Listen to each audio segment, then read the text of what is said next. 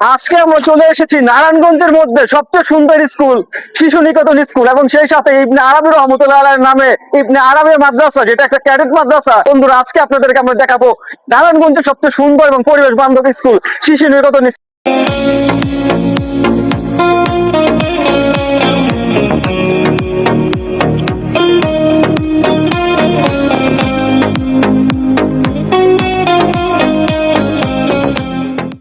নারায়ণগঞ্জের অন্যতম পরিবেশ বান্ধব ও প্রাকৃতিক সৌন্দর্য শিক্ষা প্রতিষ্ঠান Shishu Niketan school and Ibne Arabia cadet মাদ্রাসা।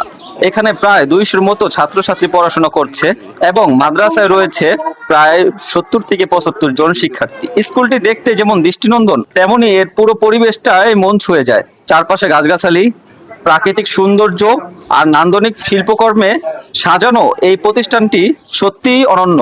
এত সুন্দরভাবে প্রাকৃতিক পরিবেশের মধ্যে এমন একটি স্কুল গড়ে তোলা যায়, এটা আগে কল্পনাও করিনি। শুধু পরিবেশই নয়, পড়াশোনার মানও অত্যন্ত ভালো। পাশাপাশি শিক্ষকদের আন্তরিকতা, শিশুদের প্রতি ভালোবাসা ও যত্ন, সব মিলিয়েই আমরা সত্যিই মুগ্ধ।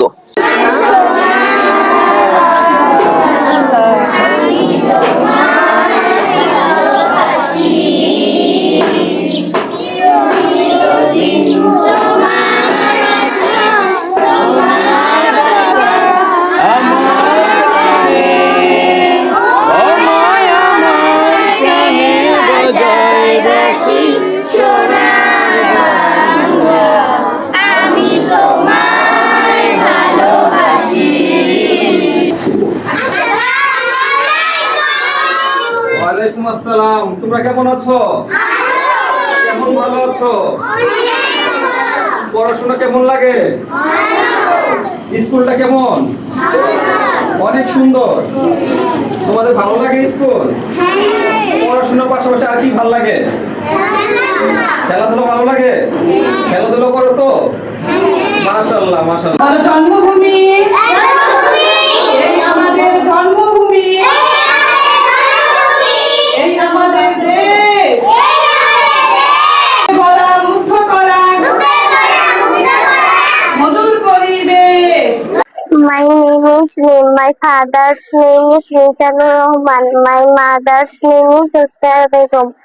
My school name is Shishu Niketan School. I read in class 5. I love my country. I love my land. Dream Bangladesh, my homeland. আতা গাছে তোতা পাখি ডালিম গাছে মুখ এত ডাকি তবু কথা কও না কেন গো।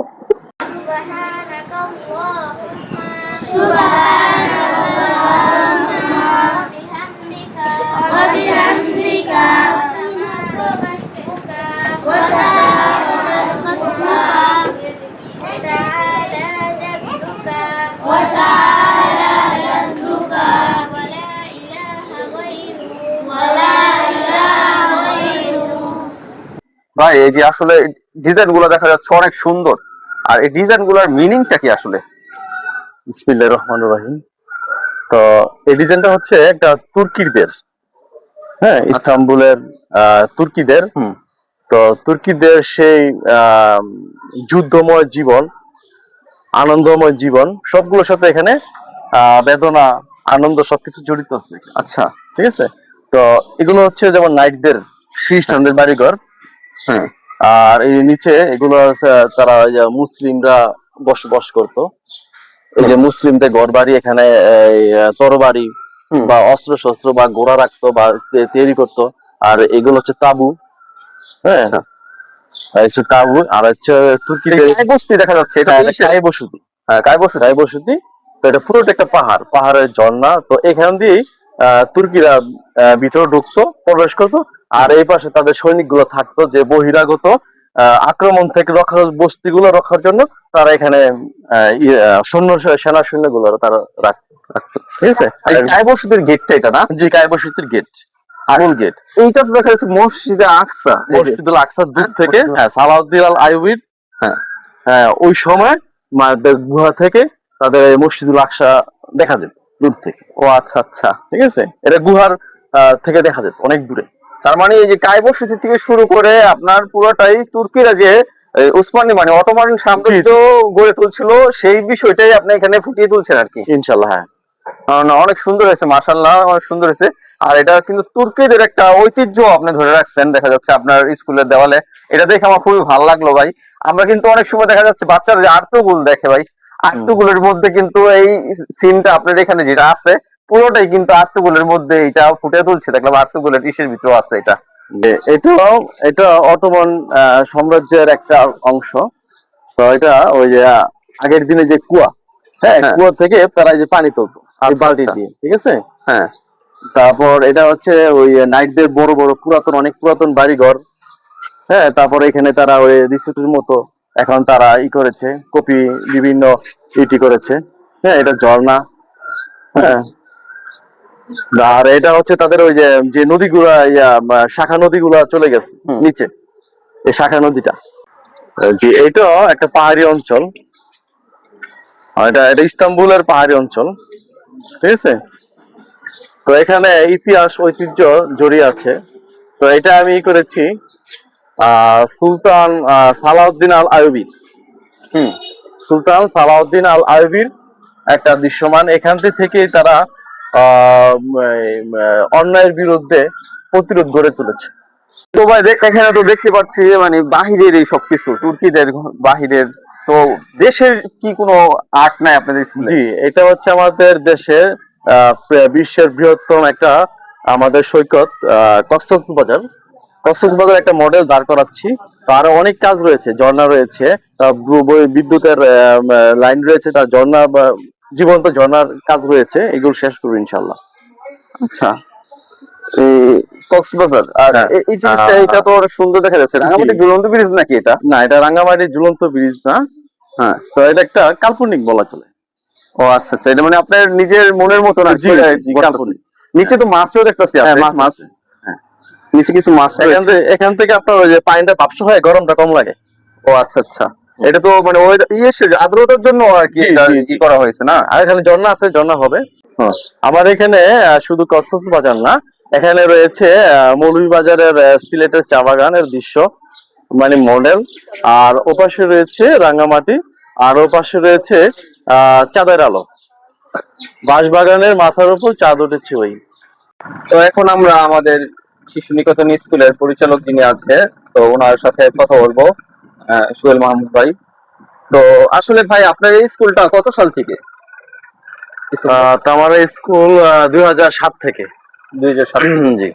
তো এখন বর্তমানে কতজন ছাত্রছাত্রী রয়েছে এখানে? তো আমাদের করোনার আগে অনেক বাচ্চা ছিল, তো করোনার পরে একটা শিক্ষা প্রতিষ্ঠানগুলো একটা ধস নেমেছে। তো প্রায় 200 মতো আছে স্কুলে। আচ্ছা, 2007 সাল থেকে এই পর্যন্ত কতজন মানে ছাত্র এখান থেকে বের হয়েছে আপনাদের এখান থেকে? তো প্রতি বছর আমাদের এখানে শুধু ভাইয়ের বাচ্চাগুলো বের হয়। তো 30-35 জনকে গড় আমাদের বের হয় প্রতি বছর। প্রতি বছর? জি, জি, হাই স্কুল চলে যায়। ও আচ্ছা, এর মধ্যে আপনার এখানে কি কোনো বৃত্তি পেয়েছে এরকম? হ্যাঁ, আমাদের এখানে জেলা বৃত্তি গুলো প্রতি বছরই পাচ্ছে। আচ্ছা। হ্যাঁ, বৃত্তি। তারপর আমাদের সমাপনী 18 সাল পর্যন্ত ছিল। তো আমাদের শতভাগই পাস ছিল। আপনার স্কুল তো দেখলাম এমনি অনেক সুন্দর, পড়াশোনা খুবই ভালো, কিন্তু এই যে সুযোগ সুবিধা, স্কুল আছে, তারপর আপনার একটা মাদ্রাসাও আছে পাশে দেখলাম। জি, জি। তো এইরকম বেতন ভাতা বা সুযোগ সুবিধার কোনো রেগুলার? তো আমাদের স্কুলে দেখা গেছে আপনার ওই যে কিন্ডার গার্ডেন গুলো তো সাধারণত মানুষ ভয় পায় যে একটু ধনী শ্রেণীর মানুষ বা লাক্সারি শ্রেণীর মানুষগুলো, ফ্যামিলি গুলো পড়াতে পারে, কিন্তু আমরা পারবো কিনা না। আমাদের এখানে একদম যারা গরিব এদের জন্য সুযোগ সুবিধা রয়েছে। তো যাদের একটু ইনকাম ভালো তাদের কাছ থেকে আমরা একটু মোটামুটি নিচ্ছি। আর যাদের ইনকাম আয়ের উৎস তেমন নেই, 4টা-5টা বাচ্চা আছে, পড়ানোর অনেক অসুবিধে, তাদেরকে আমরা বেতন এবং পরীক্ষার ফি, বই আমরা সবগুলো আমরা দেখি। আর চাপ দেই না, একসাথে চাপ দিই না যে আজকে ভর্তি করতে হবে, তারপর পাশাপাশি আজকে বই কিনতে হবে, আজকে ডায়েরি কিনতে হবে, আজকে ড্রেস বানাতে হবে না। আমরা ওই পড়াশোনাটাকে আমরা মৌলিকভাবে রেখেছি। আর বাহ্যিক যে আছে ওগুলো আমরা অতটুকু আমরা প্রায়োরিটি দিচ্ছি পরে। স্কুলটা দেখলাম অন্য অন্য স্কুলের থেকে একটু ব্যতিক্রমী, একটু ডিফারেন্ট, যেমন সৌন্দর্যের দিক। তো এখন শিক্ষার দিক দিয়ে আসলে কিরকম ডিফারেন্ট অন্য স্কুল থেকে? আসলে ভাইজান, বর্তমানে আমাদের যে বাংলাদেশে যে পড়াশোনা যে সিস্টেমটা চলছে, সেটা হচ্ছে লেখাপড়ার সাথে আর বই পুস্তকের সাথে আর বাস্তবতার সাথে অনেকটা মিল নেই। ঠিক আছে, আমি এখানে মিল রাখার চেষ্টা করছি, যেন একটা বাচ্চা শিশু বাসা থেকে আসার পরে এখানে পড়াশোনার পাশাপাশি অনেক গাছপালা দেখে, ফুল গাছ দেখে, মরিচ গাছ, বিভিন্ন গাছপালা, এগুলো বাসায় যেন বাসায় চর্চা করতে পারে, যে আমি একটা আঙ্গিন, একটা মরিচ গাছ লাগাবো, একটা ফুল গাছ লাগাবো, একটা ফল গাছ লাগাবো, বা মাছের একটা অ্যাকুয়ারিয়াম, এগুলো যেন মোবাইল ডিভাইস থেকে ওরা দূরে সরে যায়। আচ্ছা আচ্ছা, খেলাধুলা এবং আপনার যেমন কারুকলাম যে কাজগুলো আছে এগুলো হ্যাঁ। ওনারা করতে, চারুকারু চারুকারু চারুকলা। এগুলোর উপর উৎসাহ মানে বেশি জি। প্রাধান্য দিচ্ছেন পড়াশোনার পাশাপাশি। আমাদের এই শিশু নিকেতন স্কুলের প্ল্যাটফর্ম, এটা নিজস্ব ভবন, তো হাঁটি হাঁটি পা আমরা আগাচ্ছি। এটা আমরা মেট্রিক পর্যন্ত, তোমার 10 পর্যন্ত করবো। আমরা এখানে অনেক বড় করবো ইনশাল্লাহ। আপনারা সবাই আমাদের জন্য দোয়া করবেন এবং পাশে থাকবেন। আসসালামু আলাইকুম।